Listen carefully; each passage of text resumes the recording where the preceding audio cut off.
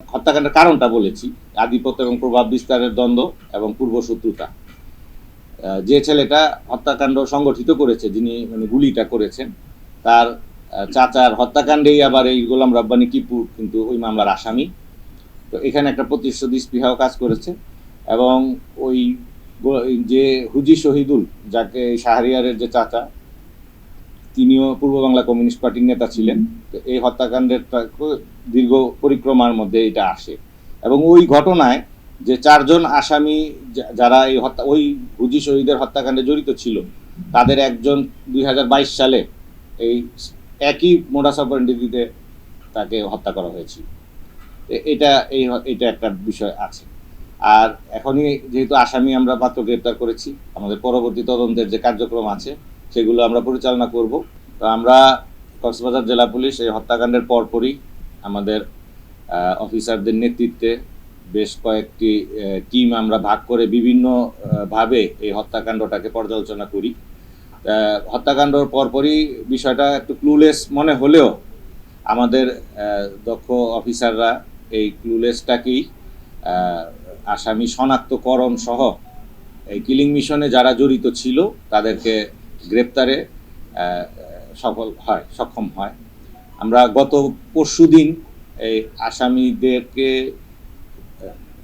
সিলেট বিভাগের মৌলভীবাজার জেলার জুরি থানা থেকে আমাদের অতিরিক্ত পুলিশ সুপার সদর সার্কেল সে ফিজিক্যালি তার নেতৃত্বে আমাদের সদর মডেল থানার যে টিমটা গিয়েছিল তারা আসামিদের গ্রেপ্তার করতে সক্ষম হয় এবং গতকালকে আসামিদেরকে আমরা কক্সবাজারে এই টিমই নিয়ে আসে এবং আসামিদের শনাক্ত মতেই, আসামিদের দেওয়া তথ্য মোতাবেক এবং শনাক্ত মতে আমরা হোটেল কক্স কুইন রিসোর্টের 208 নম্বর রুমের ফলস ছাদ ভাবে যে বাথরুমের যে ফলস ছাদ, সেইখান থেকে আগ্নেয়াস্ত্র, এই হত্যাকাণ্ডে ব্যবহৃত আগ্নেয়াস্ত্রটিও আমরা উদ্ধার করি এবং আগ্নেয়াস্ত্রের ইউএস মেড পিস্তল এবং আগ্নেয়াস্ত্রের থেকে আমরা ম্যাগজিন থেকে আমরা 4 রাউন্ড গুলিও উদ্ধার হয় এবং এই গুলির খোসার সাথেও আমরা আপাত দৃষ্টিতে যে ব্যবহৃত এবং ঘটনাস্থল থেকে যে উদ্ধারকৃত যে গুলির খোসাটা, সেটাও আমরা মিলিয়ে মোটামুটি আমরা নিশ্চিত হই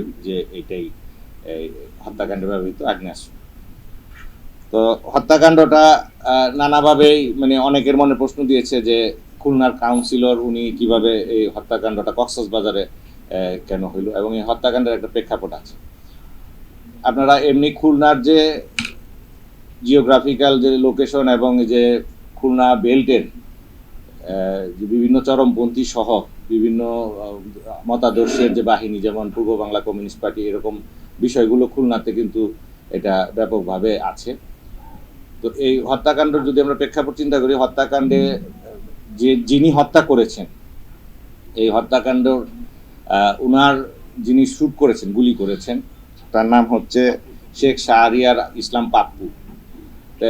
বিগত 2013 সালে এই পাপ্পুর চাচার হত্যাকাণ্ডে এই গোলাম রাব্বানী টিপু তার জড়িত থাকার যে এটা আছে এবং তাদের আমাদের মানে গোপন সূত্রে জানা যায় যে এই হত্যাকাণ্ডটা টিপু নিজেও ওই হত্যাকাণ্ডে ফিজিক্যালি উপস্থিত ছিল।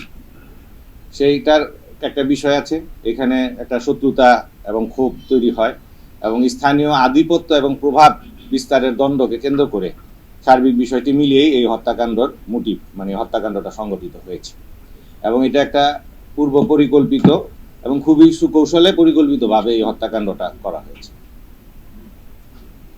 আমরা এই 3 জন আসামিকেই এই হত্যাকাণ্ডের যে মামলাটা রুজু হয়েছে, ভিকটিমের বোনের হাজব্যান্ড এই মামলার বাদী, সেই সদর থানার 18 নম্বর মামলা জানুয়ারি মাসের 302/34 দণ্ডবিধিতে যে মামলাটা রুজু হয়েছে, এই মামলায় আমরা ভিকটিমদের প্রডিউস করব।